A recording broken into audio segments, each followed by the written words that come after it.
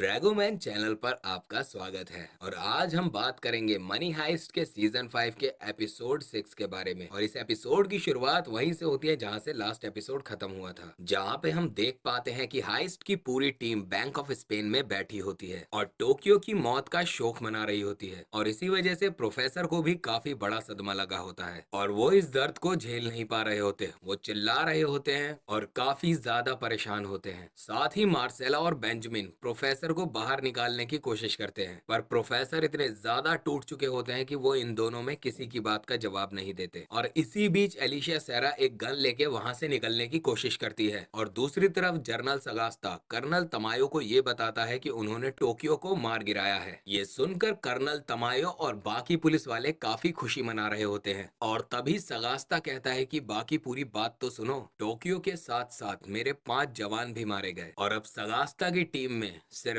2 जने जिंदा बचे हैं और एक बुरी तरह से घायल है। कर्नल तमायो उसे कहता है कि यहीं पे तुम्हारा मिशन खत्म होता है, तुम वापस अपने बेस पे आ जाओ। और इस बात से जनरल सगास्ता बहुत गुस्सा होता है। वो तो बस अपने साथियों का बदला लेना चाहता है। अब उस पे तो सिर्फ अपने साथियों का बदला लेने का खून सवार होता है। उन्होंने मेरी टीम पर नुकसान पहुंचाया है और मैं अब उनमें से किसी को भी जिंदा नहीं छोड़ने वाला। मैं एक एक को तोड़ के रख दूंगा। तमायो कहता है कि तुम सिर्फ 2 जने हो और तुम्हारे सामने 10 जने, तुम उनके सामने एक पल भी नहीं टिक पाओगे। लेकिन सगास्ता के दिमाग पे तो भूत सवार था कि इस मिशन को उसे कंप्लीट करना ही है, इस हाइस्ट को कैसे भी करके रोकना है। और अब यहीं से स्टार्ट होते हैं सगास्ता के चालाकी भरे प्लान्स। वो पलेर्मो से झूठ बोलता है और कहता है कि मेरे पास सिर्फ एक जवान बचा है, वो भी घायल, और मुझे मेडिकल टीम की जरूरत है। मैं अपने आप को तुम्हारे सामने सरेंडर करता हूँ। जहाँ पलेर्मो इस बात को प्रोफेसर को बताता है कि मिलिट्री ने हमारे साथ सौदा करने के लिए हाँ बोल दी है। लेकिन इस वक्त प्रोफेसर टॉयलेट में होते हैं। वहीं पे मार्सेला सीसीटीवी में देखता है कि एलिशिया सेरा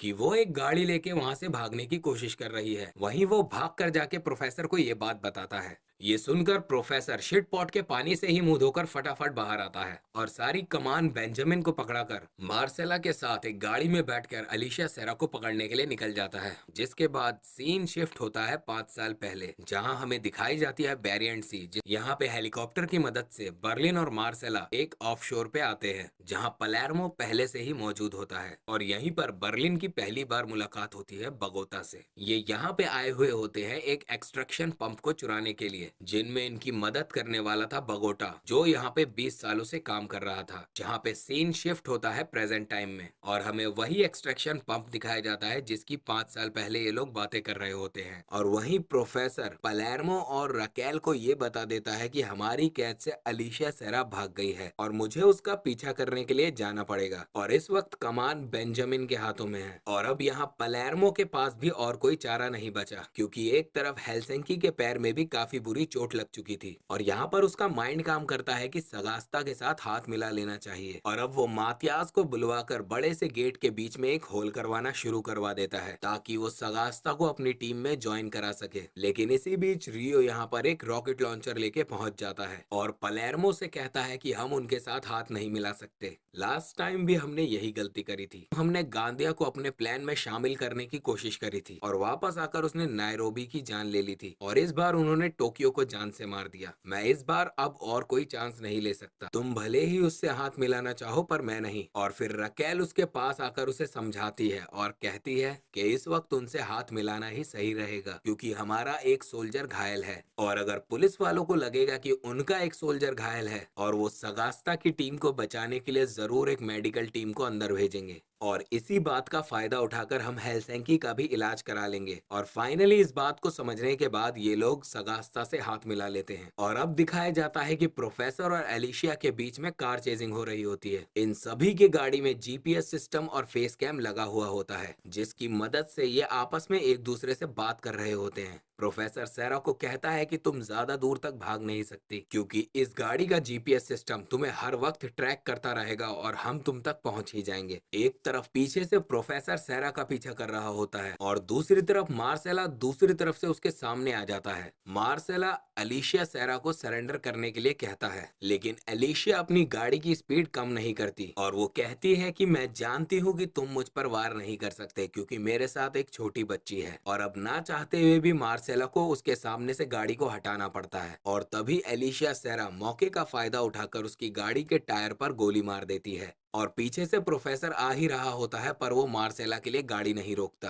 क्योंकि वो जानता था कि अगर वो गाड़ी रोकेगा तो एलिशिया सेरा उससे बहुत दूर भाग जाएगी। दूसरी तरफ हम पुलिस स्टैंड में कर्नल तमायो को देखते हैं, जो कि इस वक्त टोक्यो के मौत के साथ साथ उन सगास्ता की टीम के 5 मेंबर जो मरे थे एक दुखद स्टोरी बनाकर उनके परिवार के सामने लाना चाहता था, ताकि जितने भी लोग इन हाइस्ट की टीम को सपोर्ट कर रहे हैं वो उनसे हटकर पुलिस वालों के साथ मिल जाएं, क्योंकि कर्नल तमायो पुलिस वालों की छवि लोगों के सामने अच्छी बनाना चाहता था, क्योंकि अभी तक स्पेन के सभी लोग हाइस्ट की टीम के साथ ही जुड़े थे। और वही बैंक ऑफ स्पेन में पलेर्मो आके सगास्ता से मिलता है और सबसे पहले उसका वॉकी टॉकी और उसके हथियार उससे ले लेता है, ताकि सगास्ता अपनी पुलिस टीम के साथ कम्युनिकेट ना कर पाए। अब ये दोनों इस चल रही जंग के बारे में बातचीत करते हैं और वहीं रियो वहीं बैठा होता है जहां पे टोक्यो ने अपना दम तोड़ा था। उसे टोक्यो की आवाजें आने लगती हैं और साथ ही वो एक फ्लैशबैक में चला जाता है जहां टोक्यो ने उसे बताया था, मैं जब भी नाराज होती थी तो मुझे मेरी माँ एक मैजिकल डोर बना के देती थी और मैं वहां पर जाके एक सुकून की जिंदगी जिया करती थी। और ये सारी बातें अब रियो को याद आने लगती हैं। तभी वो टोक्यो के लिए अपने दिल में एक मैजिकल डोर बना देता है और कहता है कि अगर तुम्हें कभी भी यहाँ पर आना हो